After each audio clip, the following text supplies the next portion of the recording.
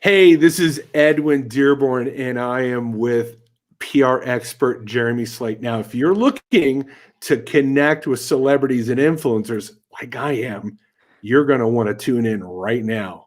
So welcome to the next edition of Growth Driven.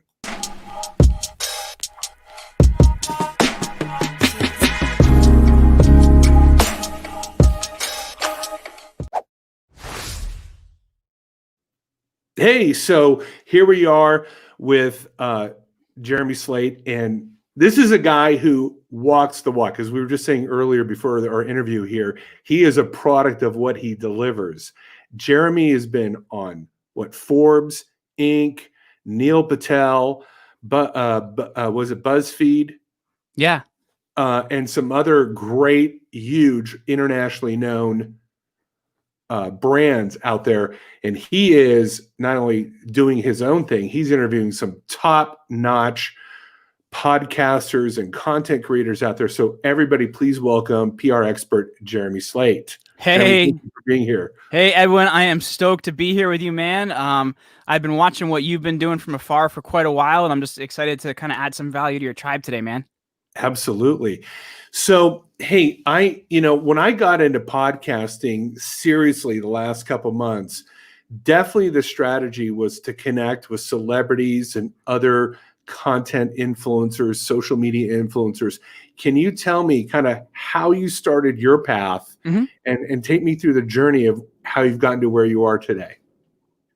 Oh man, so this is the crazy part. Like, it's kind of like a Beatles song. It's like a long and winding road. That's kind of like my life. For me, actually, my undergrad degree, I have a double major in Catholic theology and Torah. Wow. Right. And then I studied literature at New College, Oxford, and got my master's in early Roman Empire propaganda. I basically wrote a whole thesis about how the Roman Emperor convinced people he was God and the tools he used to do it. Not a very applicable skill in the world of like getting a job, like unless you want to like hang out in a museum or something like that. So coming out in 2011, I actually ended up working full-time painting houses during the day and then managing a gym at night. So I was working my butt off. And about a year into that process, I ended up getting a job teaching high school, which you don't need a teaching degree here in New Jersey to do if you teach in private school. So they throw you in a room with 40 kids and they say good luck. And you're kind of like huddled in the corner somewhere, hoping they don't put you on YouTube. And that's kind of like your life day in, day out. So in 2012, my mom ended up having a really bad stroke. And it kind of made me look at a lot of different things I was doing. And I realized like I wanted something more, which for me, I didn't know what entrepreneurship was. Like I had this idea when I feel like our lives changed so much. I had this idea when I was younger that entrepreneurship was something for lazy people, which, I didn't know what that meant. I just thought it was like, oh, you don't have a job, whatever it is. So that was kind of like, I didn't know what that was. So my wife was presented a network marketing opportunity. I didn't know what that was. So I thought I was gonna be like a millionaire in like 6 hours. I just had to find me 2 people, man. And it was game over. And that it didn't really go like that. But that was kind of the first thing that got me started. One of the best boot camps in business I've ever done. I went from there to selling life insurance, which I was good at, but hating telling people they were going to die. And then I eventually sold products on Amazon, but left the get my product for $1 promo code on my listing and lost all 250 products in about 20 minutes. So that was kind of the end of my business career. And I had been a podcast listener since 2007. And I had decided just that I would start a podcast as a hobby. The first version was called Rock Your Life. It was horrible. It wasn't very good, wasn't very interesting. And about 6 months later, I started Create Your Own Life, which absolutely took off and led to the agency and everything we're doing now. That's an awesome story. That's really amazing. And I think the key takeaway here is that you took a couple forays into entrepreneurship and even creating content. It didn't go well. Yeah. But it didn't set you back. It was almost like every failure was just a learning step to reinvent yourself to find the eventual success that you have today. I'd say that's very true because I think like, especially as a society, we look at failure as like a bad thing. We look at like Ray Kroc not being successful till his late 50s or things like that. And what you have to realize is a lot of things that we're doing are actually building the skills and the things that the hard skills that we're going to need to do what we want to do. So yeah, I failed in a bunch of things, man, but I can make 100 phone calls a day like nobody's business. I can actually build a website myself, and I did in the beginning. So like I learned a lot of the skills that I needed, and I think a lot of people do, but they don't look at it like that. That's great. So, hey guys, if you're tuning in right now or listening later on YouTube when this is uploaded, and you're a content creator, I really want you to take Jeremy's example to heart, which is you're gonna have failure as a content creator and as an entrepreneur, and that failure is a vital, unavoidable Mhm. part of the path to your eventual greatness. So if right now you're struggling as a content creator or you're not quite having the success, just keep going and reinventing yourself. Sooner or later, you're going to find your right path. So Yep. thanks for that. So now you've gotten your own podcast going. Tell us some of the insider secrets of how you've been able to reach the levels. I mean, Forbes, Inc., celebrities, influencers. Like, tell me how you reverse engineered that and started to really see the growth in that area. So one of the things that I really did in the beginning is I made a list of the 100 people I most admired. And I always like saying that, but I kind of petered out by like 97 because I like didn't know enough people. And what I did, I think somewhere in the 60s when I started running out of names, I went on Amazon and actually looked for people that wrote topical books on different subjects and added those to the list too, because you know as much as I do, it's important to have a big list when you're starting anything. And especially when you're reaching out to quality guests for a podcast, that's really important as well. So list of 100. For me, it was 97. I petered out towards the end. But that was really important. And then how I actually approached it was super important as well. Because one of the things I actually did is I told people, first of all, like why I was reaching out to them and what I admired about them. And I find that's really, really important. Like, hey, Edwin, I have so much admiration for your mission because you are helping businesses to get the right kind of marketing help in their company. And that's just so needed out there in the world. So I really talked about why they're, and genuinely, like not making it up, why it mattered to me. And then I came into my purpose, because I think a lot of times people just talk about, I have a podcast, you could be on it, it'll be great, blah, blah, blah. But it's about the purpose and why you're doing this. And I want to empower people to create a life on their own terms and not live the lie society gave them.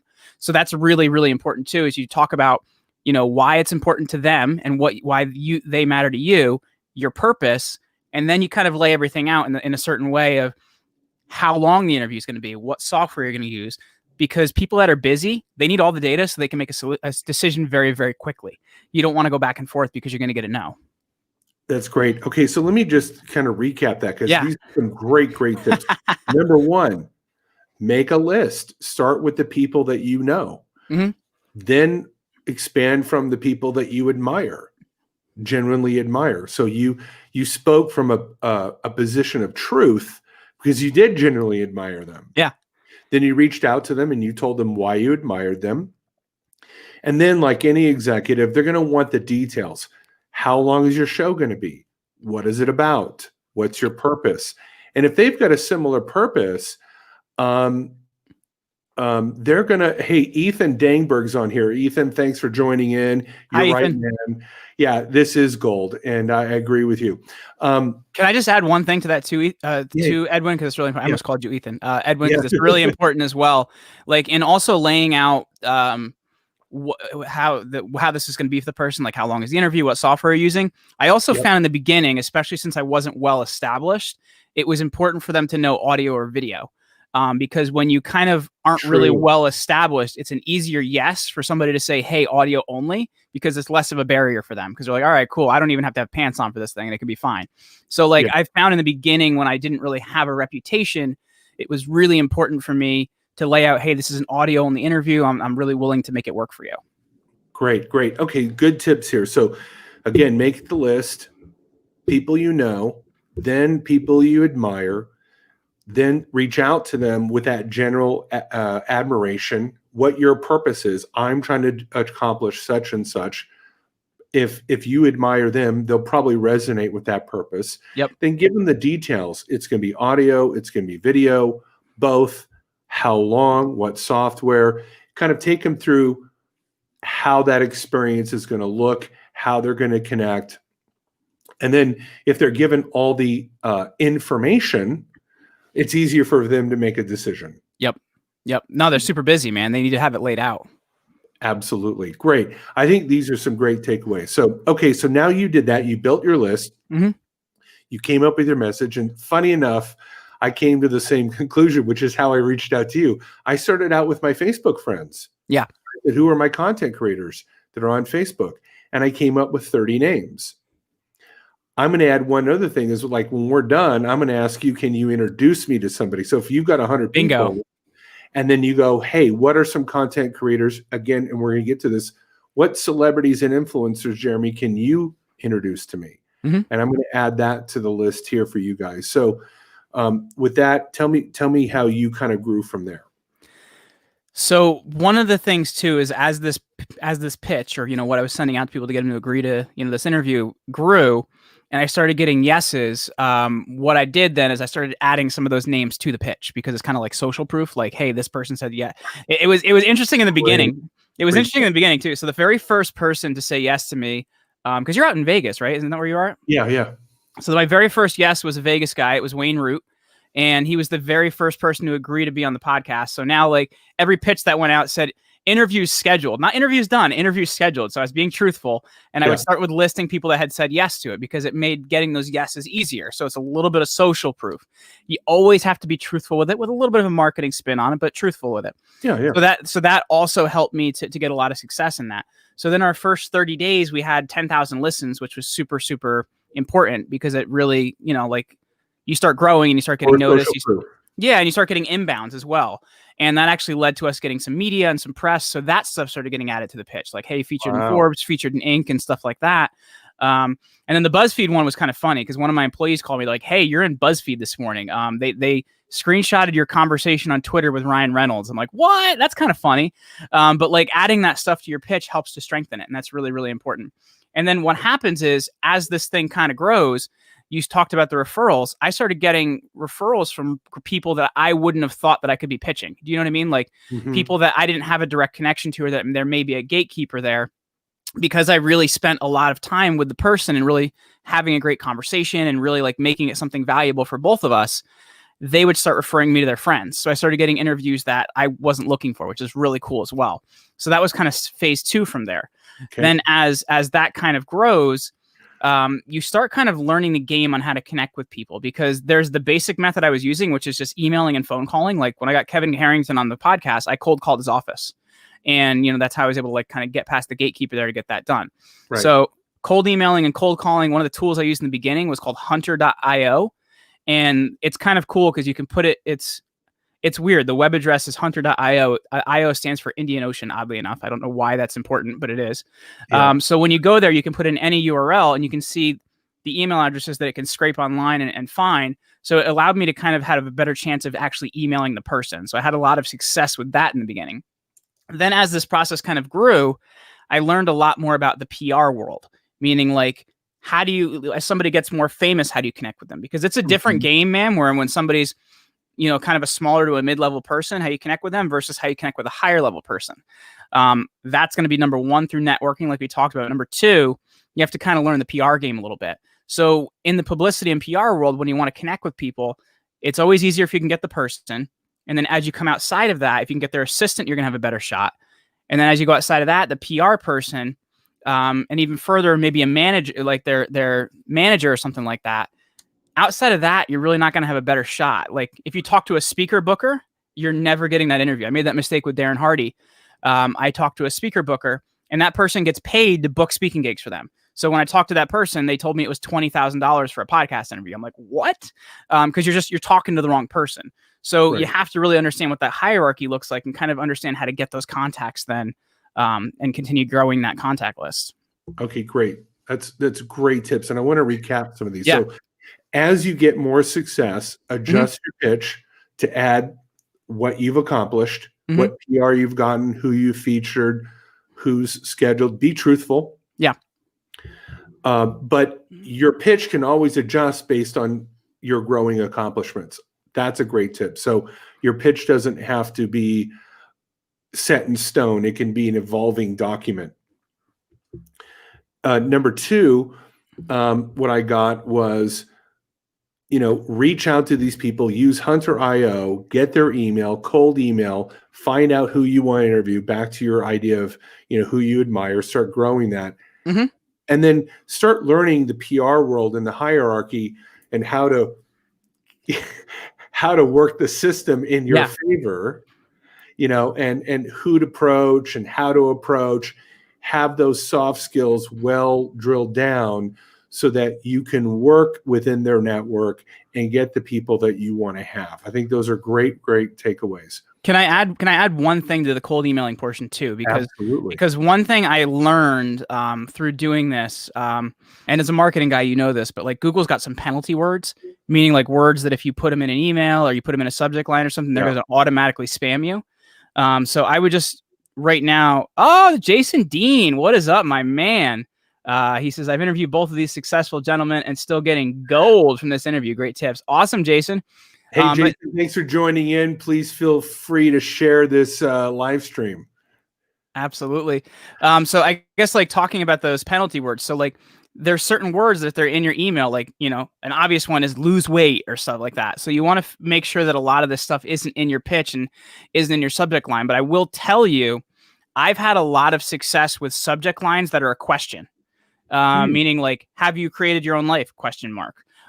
Or, you know what I mean? Like, so because instantly the person wants to answer that. So if they're interested in it, so you kind of want to create something that's interesting to them and makes them answer a question, because that first barrier, because they're going to see the from line and they're going to have no idea who you are.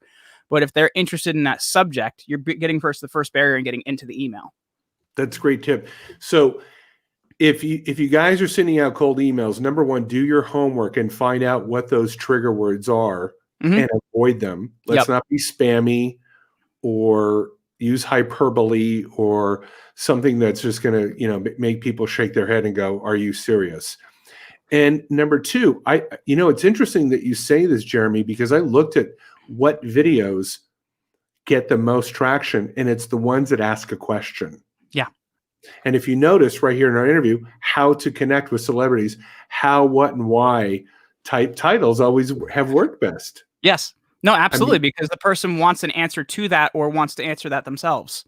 That's right. And if you, I was, when I first got into marketing and advertising, one of the first books I read was David Ogilvy on advertising.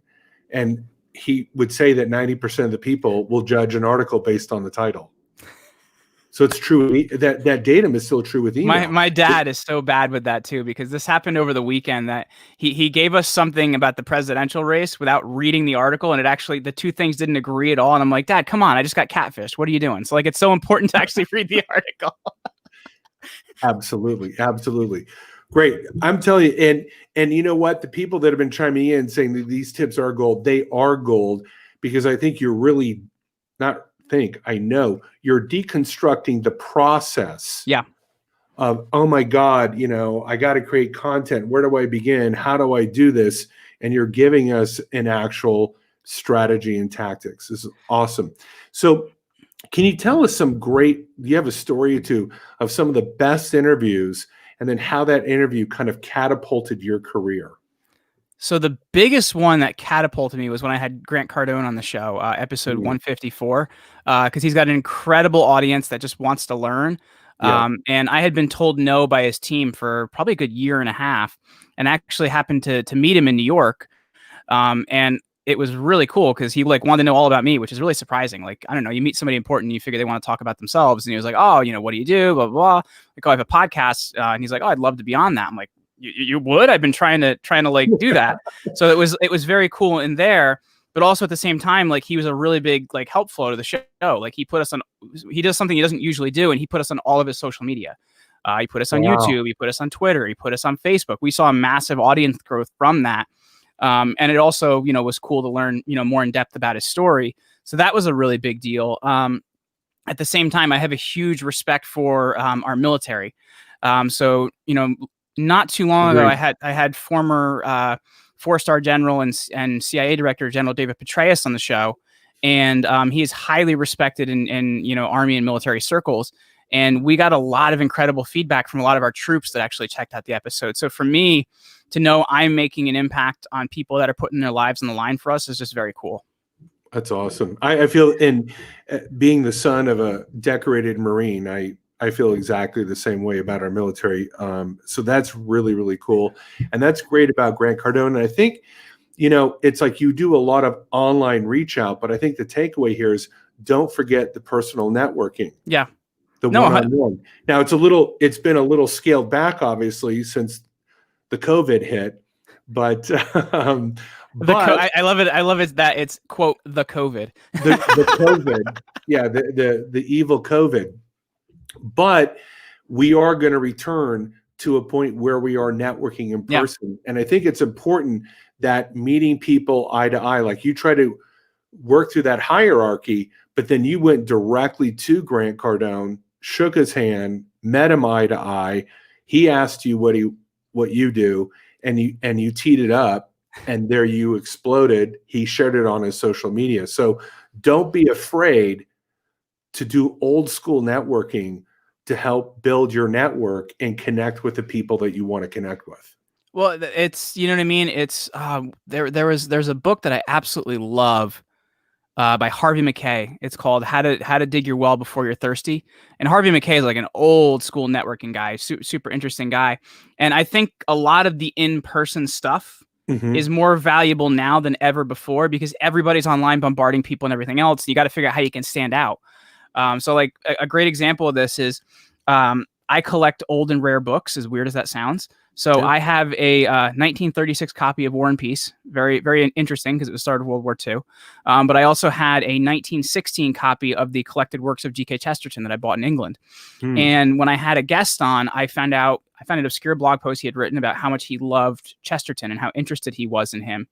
And to help get that interview, I sent him the book, which is really cool. So, I lost an old book, but I made a great friend out of it. And I think that's how you have to really look at old school networking. Absolutely. Hey, if you just joined in, I am with PR expert Jeremy Slate, and I just want to show something here. Featuring at the bottom here. If you want to connect with Jeremy, go to commandyourbrand.com. Now, you are coming out with a book. Yeah. Tell me about your book that's coming up. Yeah, so we are in the pre-launch right now. The book's going to be coming out in the spring, but it's called Extraordinary: How to Overcome Extreme Adversity and Live Your Best Life. Because really what I found from the almost 800 people that I've interviewed up to this point over the last 5 years is they have 6 principles they really live their lives by. And it's crazy because people come from so many different ways of life, but you do see this a lot in their stories, which is incredible. Like, one being they kind of move from this area of just being like self-determined or just caring about themselves, caring about a lot more people. And they start to see more money and more success and things like that because they're not worrying just about themselves. And another thing is like adversity, man. Like they will work through it and they'll look at that as an ability and a time to grow rather than just focus on like poor me and how bad it is. Like they welcome it because they welcome that opportunity to grow. So really like I'm looking at these successful people, these people that are extraordinary, like what do they value and what do they look for in life? That's beautiful. Can you give me some, you don't have to give me the whole book, obviously, but can you share with me some of these 6 qualities and how it may resonate with any of us out there that are trying to drive growth in our business? Yeah. Or maybe we're content creators and we're trying to, recreate our own life. Well, I guess one of the ones that comes to mind first is we talked a little bit about adversity there. There's a guy that went to a Super Bowl, played 14 years with the Chicago Bears. His name's Desmond Clark. He was on my show not too long ago. Big tight end, really big guy, has a great financial management firm now. Okay. But he grew up in I believe in Jacksonville, Florida, but he grew up in a tough neighborhood to a dad that was smoking crack.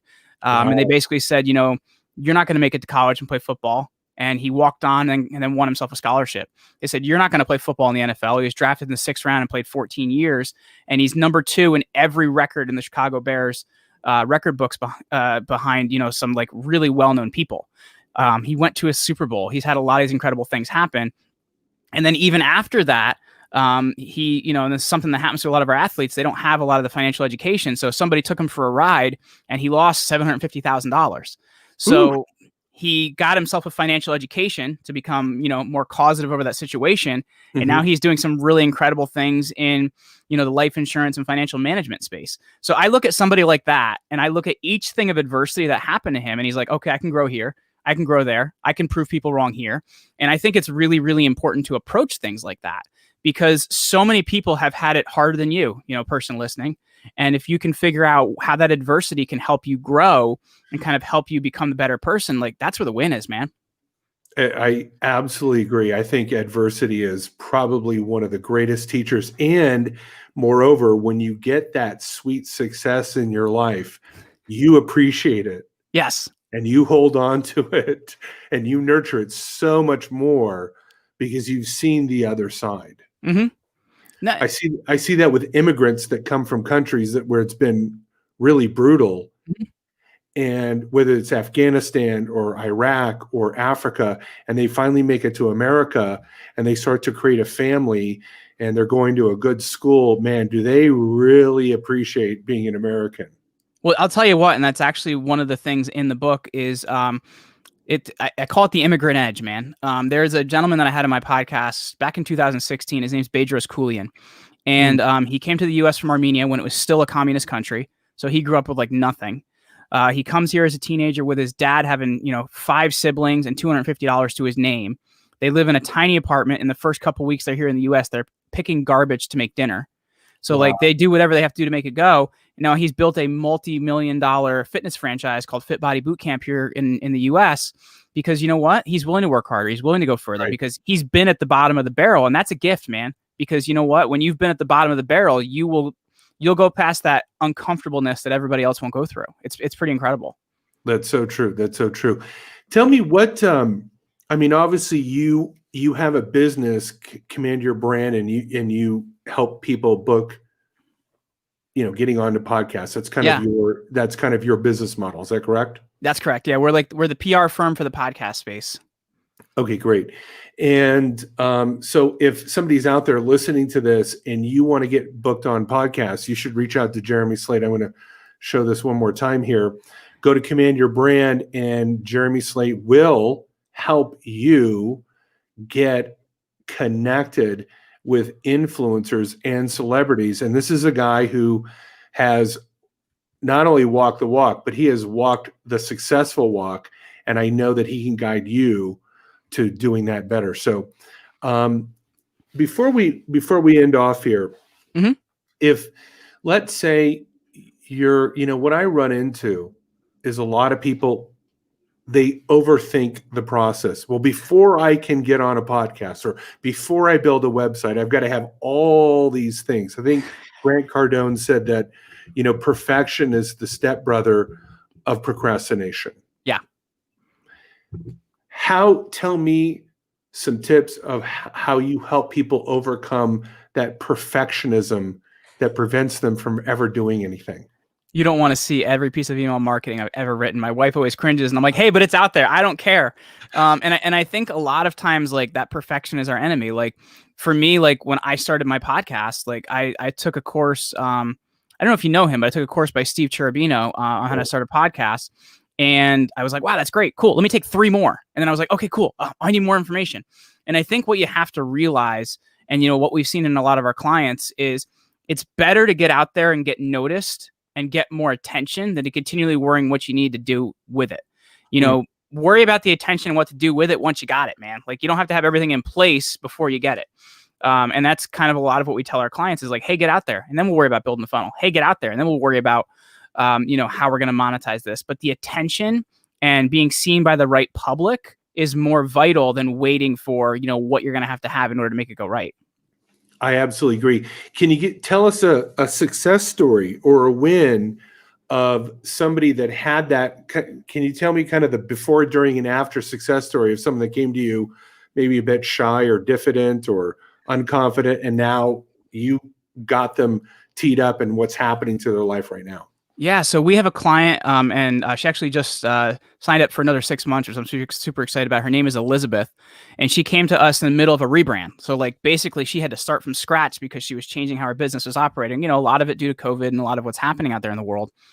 And within her first 2 episodes, she got 2 new coaching clients, which paid for everything she just paid us. Wow. She started getting seen in all these places, and then she started going on podcasts that were then getting her invited on more podcasts.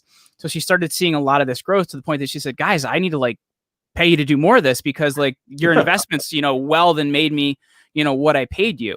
And I'll tell you the difference in that, Edwin. I'll tell you the difference in the person that does that versus the person that doesn't.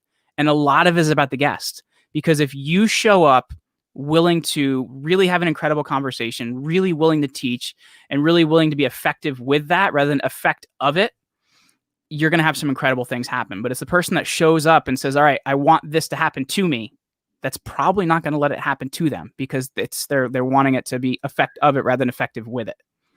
Such a great point. I think that if you come from a position of service and giving, and it's genuine, it's, I say that people got a little antenna and they can pick up the signal. Yeah, man. And if you are in it to win it, and your heart and soul is truly behind your purpose, and you resonate that, the people out there that are listening to you or watching you, their antenna is going to pick up that signal. Yeah. And they're going to go, this is the person I want to listen to or connect with or do business with. Yeah, no, it's 100% true, man, because you're somebody that's helping other people survive well, and people can see that and they want to be part of that, as opposed to like, hey, this is just all about me. And I think that is the huge difference right there. Great. So now, okay, guys, one last time, I'm just going to show, if you're listening to the podcast and you can't see it right now, I have scrolling commandyourbrand.com. So if you're on the podcast, just go to commandyourbrand.com. I will put this link in the podcast. I will put this link in the YouTube video when I optimize it later on. Look, guys, if you guys are looking to connect with more celebrities and influencers, I want you to today. I don't want you to delay. I want you to reach out to Jeremy today and figure out how you can pay for his services. I know that I'm going to be working with him probably here very shortly. I've learned a lot, and you've helped validate some perceptions that I was a little uncertain about. Oh, cool, man. Now I'm like, okay, this is what, I'm gonna make that better list. I'm going to, evolve my message. I'm going to reach out to more, people. And the tip that you gave about looking on Amazon, great takeaway on that. So can I add something to that too? Because I know like a lot of people are hearing this. We talked a little bit about the book right now as well. Only until the 16th, we have some cool offers we're doing with the book, where these are things I don't typically do. Like, we're actually going to sit down with you and do a masterclass on how do you book the celebrities you want to book on your podcast, and how do you actually do it. There's a lot more than we covered here. Okay. Or if you're somebody that has your own podcast and you want to kind of level up, I'm doing one-on-ones with people to cover everything you need to know about how to level up. Or if you're somebody that's looking to get out there and get the right attention as well, we have what we call the Entrepreneur Accelerator, where we're going to get you all the media attention you need to really catapult. So that stuff is actually part of the book pre-launch that's going on until the 16th. And they can actually check that out over at publishizer.com/extraordinary. And that's something that's only available to the 16th, but it really kind of fits with what we talked about today. Okay, let me put that. I just sent it to you in the chat. You did. And I'm going to now, and I will add, let me put that here in the ticker. Okay, guys. So go to Publishizer. Okay, good. It's publishizer.com/extraordinary. So again, I will put that link in the YouTube video. I will put that link in the podcast.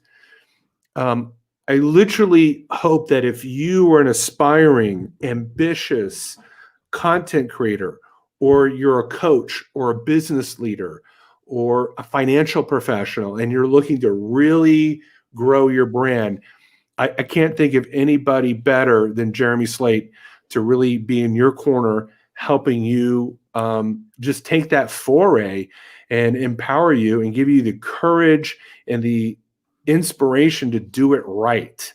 But don't overthink the process. Reach out to him and let him take you through that process. Hey, Jeremy, I got so much value just from me. If the only reason I did this show was for me, then I did it.